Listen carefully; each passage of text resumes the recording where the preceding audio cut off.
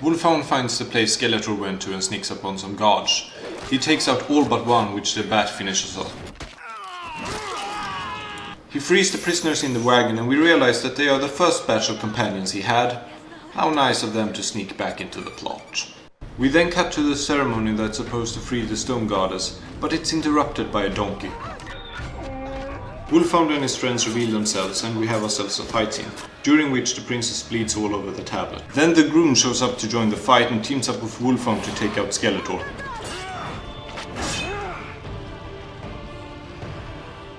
They have a very good fight scene until Skeletor backhand the groom so hard that he flies several meters backwards into a wall and then tries to force Wolfhound off the cliff.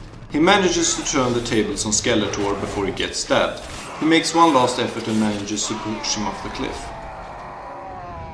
Meanwhile, the cousin takes the tablet and places it into the statue, which then frees the goddess, who then kills him.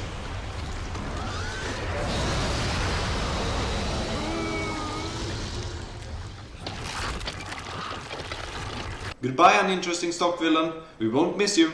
It all seems lost, but our hero stands up and says...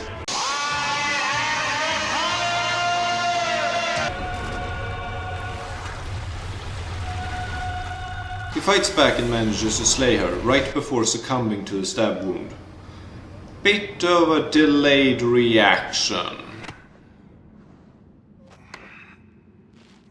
He then has a vision in which his family members browbeat him into going back to life so he can continue the bloodline.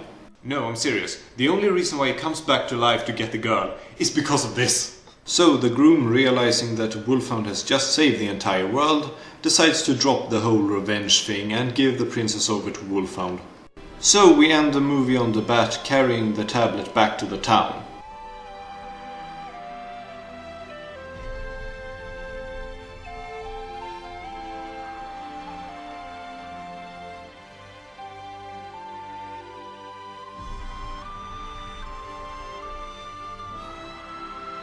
That's got to be the strongest bat in history. This movie is frustrating. It has really good concepts but never really develops them, and the characters are so many that most of them come off as pointless. The romance that is supposed to be growing between these two is never very convincing and never comes off as very noteworthy.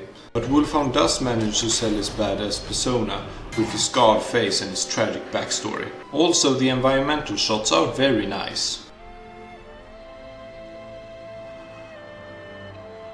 Also, when it wants to, it can be really gritty and dirty, which gives it much needed personality. However, as soon as we focus on the princess, yeah, it's back to the Lord of the Rings aesthetic. Also, in the beginning of the movie, there's a scene which caused one of my friends to retreat back into the corner out of sheer shock. This is a guilty pleasure of mine, and I can see why others wouldn't like this movie, but I still recommend that you go out and watch it to make up your own mind. Anyway, next time is the Minoan horror movie, Minotaur.